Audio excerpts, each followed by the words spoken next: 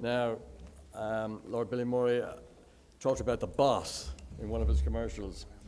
We have a boss here, and the boss here is called Neve. So I just want to ask, how much time have we got for questions and answers? Okay. So I'll call for questions. And I think there's mics. Yeah, there are. Yeah.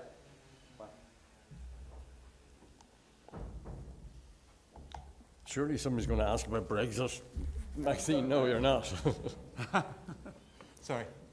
Brexit. No, not yet. No, the question is... Maxine's probably not going to ask about Brexit. No, we had Nigel Farage here last week. Hi, Maxine Hyde from Ballymaloe Foods. I'm just wondering, the Cobra name, did it take you long to come up with the name? Why you chose the name, and does it work all over the world, or is there anywhere that it doesn't necessarily work? Okay, you know, if you notice, I didn't cover that in my speech, because everywhere in the world I'll always get asked that question. Okay, how many of you like the Cobra beer name? Can you just tell me if you like the name? Yeah, how many people love it? It was a big mistake, actually. In terms of, one of my favorite things, good judgment comes from experience, and experience comes from bad judgment. And we actually chose Panther as our name. And when I started developing product, I handed in the artwork for Panther in Bangalore to the printers. I forgot about the name, I just focused on the product. And just before shipping, my partner, who was holding the fort in London, said, Karan, I'm trying to pre-sell some of the beer. I said, well done. I can't sell it because nobody likes the name Panther. I said, well, what do you mean nobody likes the name Panther? Who cares? They do, customers, they don't like it. I said, who cares about customers? What are they, you know? That was the attitude then. And he said, look, Karan, I can't sell it. I said, okay, well, there was a name that came a close second. I can't remember it. Look up the list of names. He said, I've already done that. It was Cobra. I said, I remember Cobra. Ask them if they'll buy it if it's called Cobra. Within 24 hours, he called me back in Bangalore and he said, they love the name Cobra. So I rushed to Hyderabad to my brother's advertising agency. I said, help, I need help. Please can we rebranded the whole thing to Cobra. The beer was in the tanks, ready to be bottled. We delayed the bottling, and it's the best decision I made. And the lesson I learned there was the consumer is not going to give you the idea. You as an entrepreneur have got to come up with the idea. But never go forward with your idea without checking with your customer first. And the name has worked out beautifully. It's a short, sharp, memorable name that takes you to India without doing it in an obvious way like Maharaja or something like that.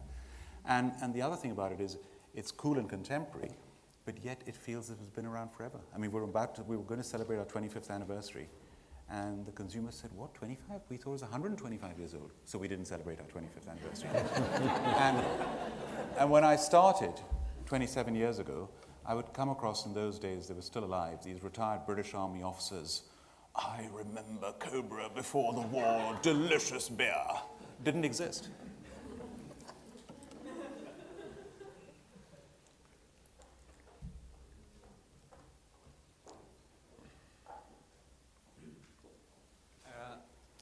Can you hear me? Yeah. A question for Lord Bilimoria. You touched very briefly on distributors and said you would answer in the Q&A.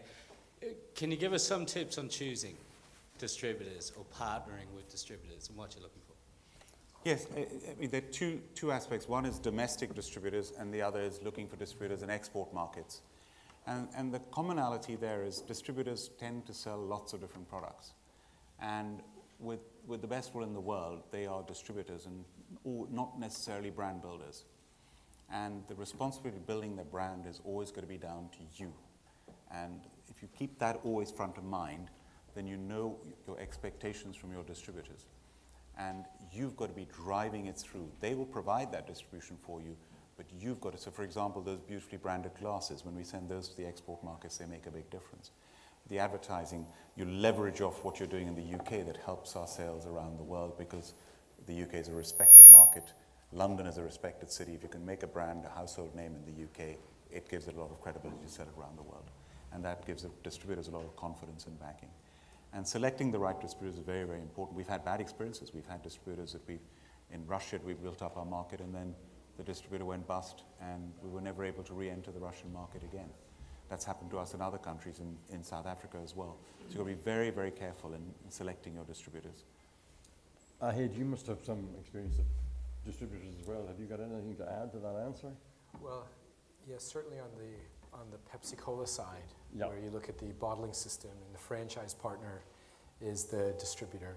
I think that same principle of there's a brand owner who's responsible for building the brand and a distributor who's responsible for execution, getting it in the right place, right time, right way, is an important partnership that has to exist. We talked about partnerships. Partnership, yeah. That's one of the most critical partnerships. And Yeah. certainly Pepsi has tried different models around the world with bottling partners, sometimes buying them and making them company owned. Sometimes they're separate entities, usually family businesses. So definitely a crucial partnership to have in the mix. Okay, thanks. Next question, please. Yep, just in the middle there. Sorry. Just the mic is coming up there now. Just going back, I suppose, to Owen Ryan, ABP Food Company. Just talking about the dreaded word for us, in particular Brexit, for both of you, because it will have, I'm sure, advantages and disadvantages. Can you give us your kind of foresight on it? On Brexit. So that was your question as well. Do you want to give your views before I? Well, I'll give a short view, which is I don't think I'm really qualified to talk about Brexit, so I can comment on it, but I think it's better to get your perspective on it. So if I summarize it, I'm a Eurosceptic in that I don't like the way the European Parliament works. I don't think MEPs have any connection. I have no idea who my MEPs are, and nobody I know in the UK knows who the members of the European Parliament are. There's no, unlike MPs, people know who their member of Parliament is, and MPs have a connection with their constituency. I don't like the way the European Parliament moves to Strasbourg every month. Why? The euro is a big mistake. I mean, you got it here, you're stuck with it. And I think it's shown in a crisis situation. It's a disaster. One size cannot fit all, and we're lucky to be out of the euro in the UK. Schengen, I thought we missed out because of business and tourist visitors. Now I'm grateful we're not in Schengen because of the terrorist security point of view and the migration crisis. So we've actually, on balance though, done well out of being in the EU. We've got the highest GDP growth rate of any European country, not Germany. Britain's got a cumulative GDP growth rate of 62%. So I just think on balance, much as I'm critical of Europe, Britain is far better off remaining in the European Union. And I think Brexit is a huge mistake. I think democratically, where we're heading now is we've got to go back to the people and say, are you happy to leave on these terms? Because they said to leave on a very narrow basis, 52-48, but not leave on what basis? And a normal democracy, you have an electoral cycle of 4 to 5 years where if somebody's lied to you or you're not happy with them or they haven't performed, you throw them out. Here, it's a forever decision. And what is also very unfair about Brexit, I think, is the youth. 100%, when I speak at schools and universities around the UK, 100% of the youth want to remain, and it is their future. And 3 years worth, by the time we come to March 2019, of youngsters who were not old enough to vote in 2016 June, who did not get a say. Now it's their futures and they want to say they should have a say in the future, and 100%. And business-wise in the UK, again, it's over 90% of business would prefer to remain. So I think that, and the complexity of it is huge. The Irish border situation is seriously jeopardizing the Good Friday Agreement, and nothing should ever jeopardize that. And there should never be a border ever again between Northern Ireland and Ireland. So every way you look at it, I think Brexit is an utter disaster. And the whole of the European Union want us to remain. How many of you think Britain, given a choice, should remain in the European Union? Can I just see? Exactly. And I'm doing my best to make sure we remain.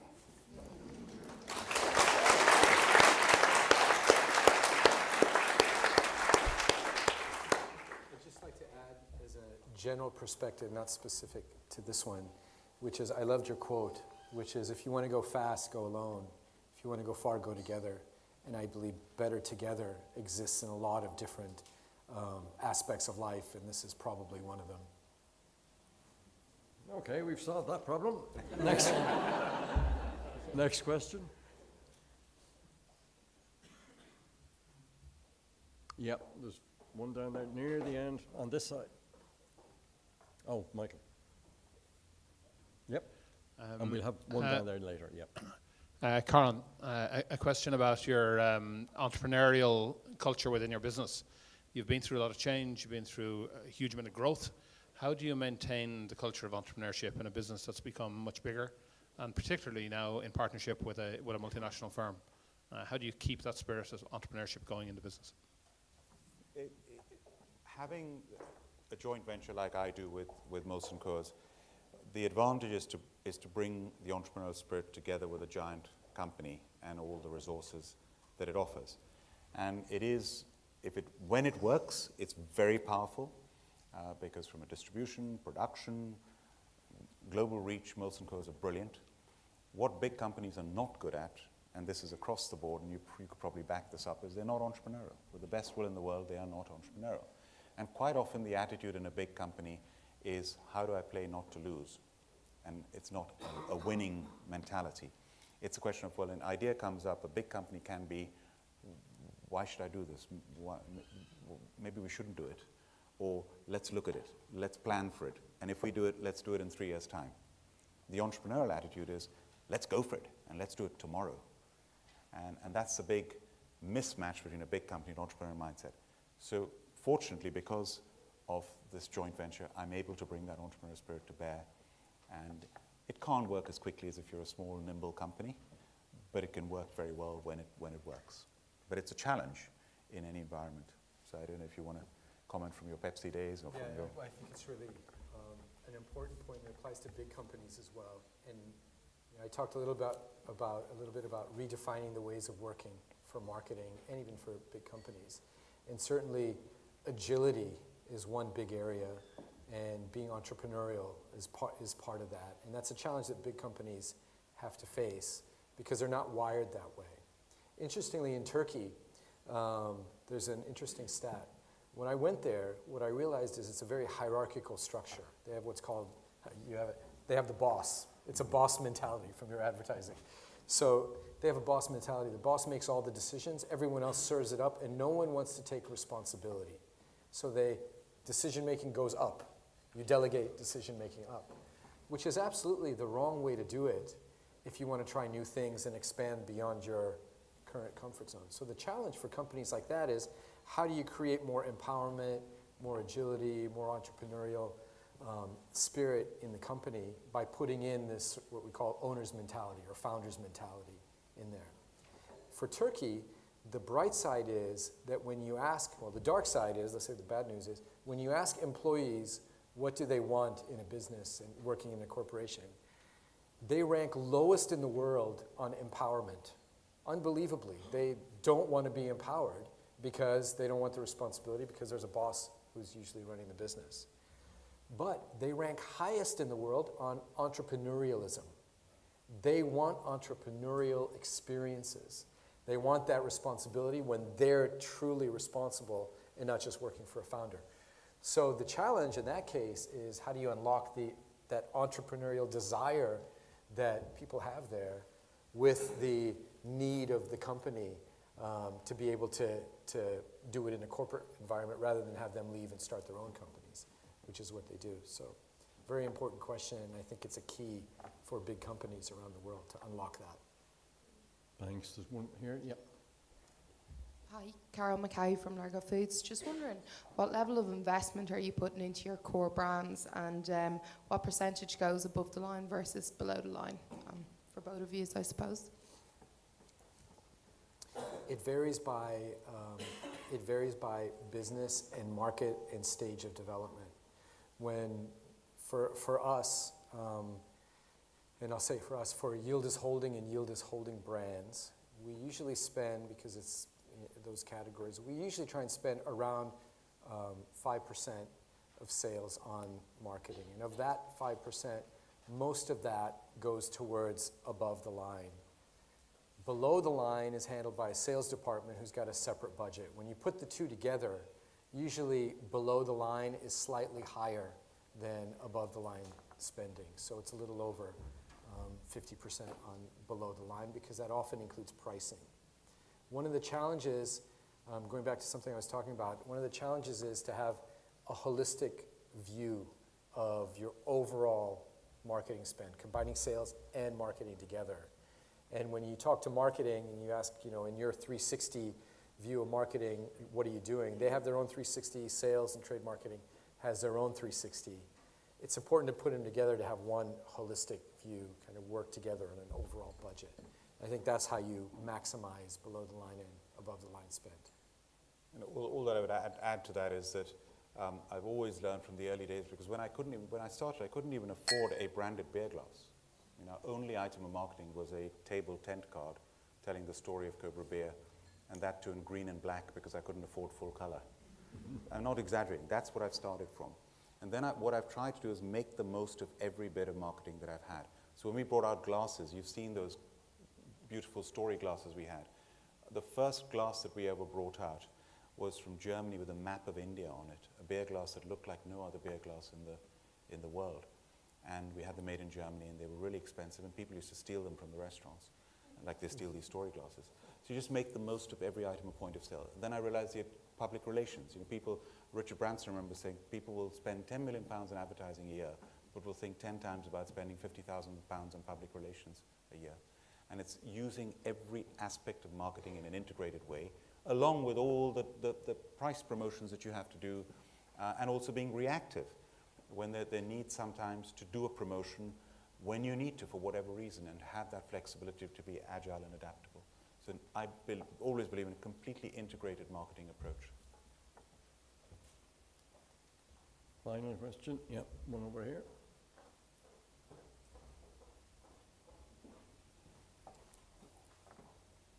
I just wanted to ask Ahad, Yildiz Holdings, is that a family-owned business? Yes. Okay, so what's the big difference between Pepsi and Yildiz in terms of the approach, in terms of a multinational versus a family business? Yeah, Can you comment on that? It's a good question. So let me just, the Yildiz business started as the Ulker Company in 1944 and was handed over to the second generation in about the year 2000. So it's the son who now operates it. And he expanded beyond Ulker and built these other businesses. Some of those business partnerships and businesses are public. So Plottis is not public. It's totally family-owned. Godiva is totally family-owned.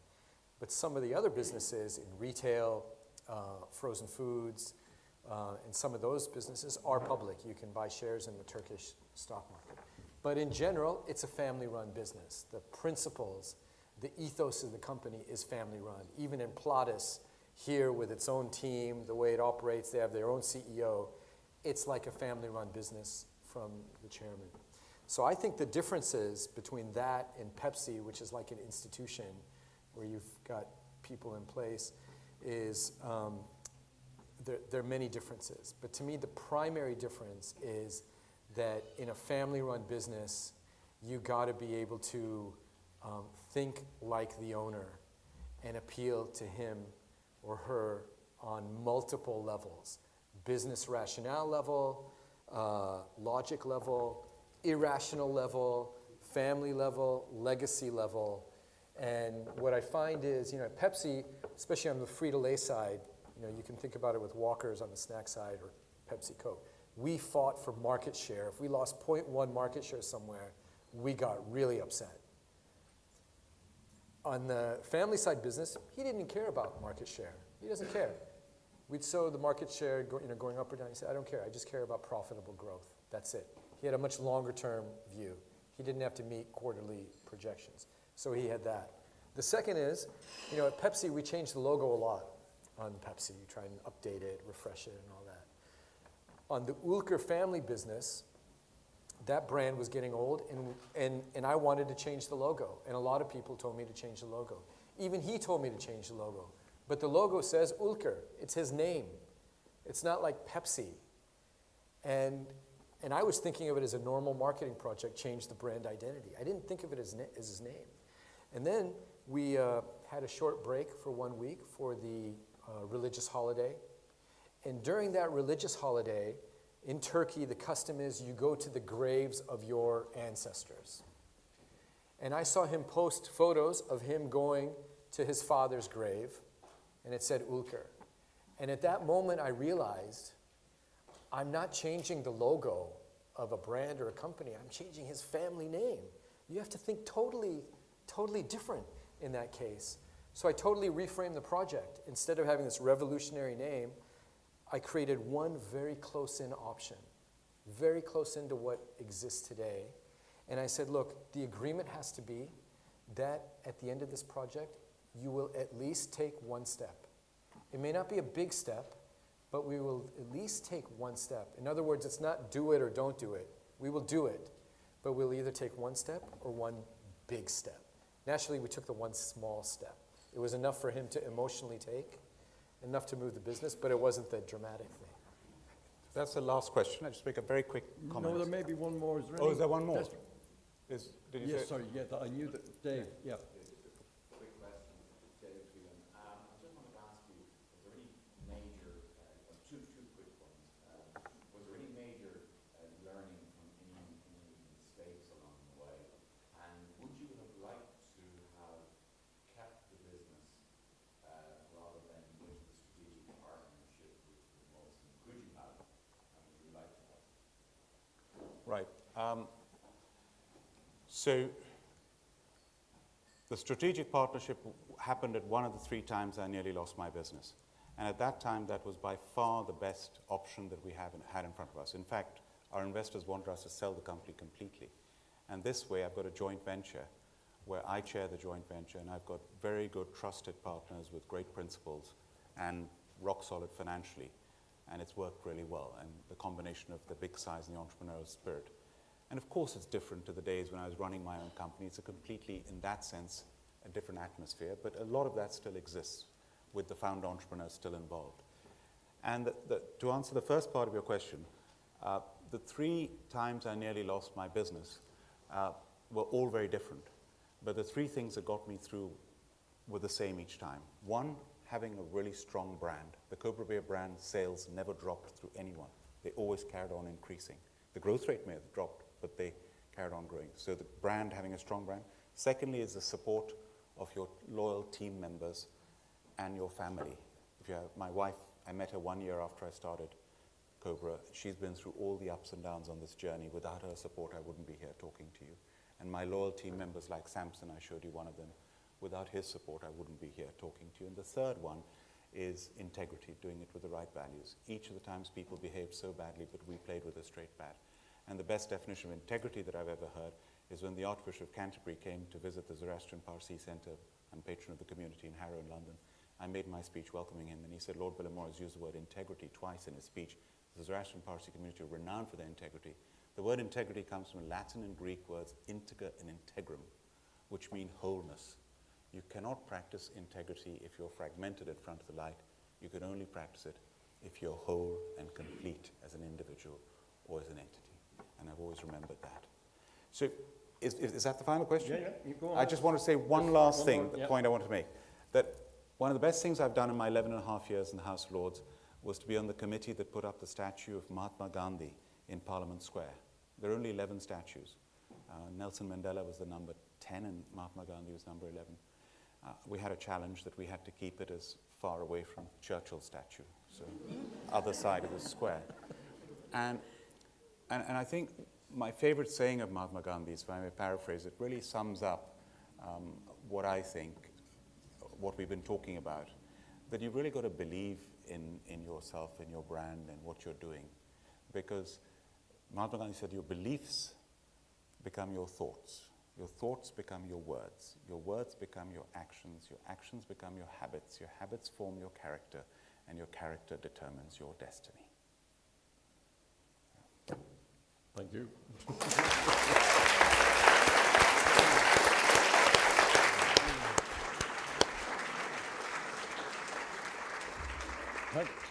Thank you, Colonel. That's much better than my favorite Gandhi quotation, which was when he was asked about Western civilization, said, I think it would be a very good idea. We've had 2 wonderful speakers tonight, and no matter what size company you are, they both had a lot of relevance. If you think of one of the key points I had said, and I think this sounds like heresy, but we should remember it, we should stop maybe thinking of ourselves as marketing people and think of ourselves as business people. The reason maybe why there's not enough marketing people on boards is because they don't act as if they're running the business. And you're not going on the board unless you do that. So maybe marketing is too much of a comfort zone, and we should think holistically in terms of a business. I think Karen's point, his inspirational point for us, is that you can build a global brand from a very, very small base. And that's what I hope everybody here will do. But before you do that, there's some food and refreshments outside, courtesy of the Brand Forum. Thank you very much.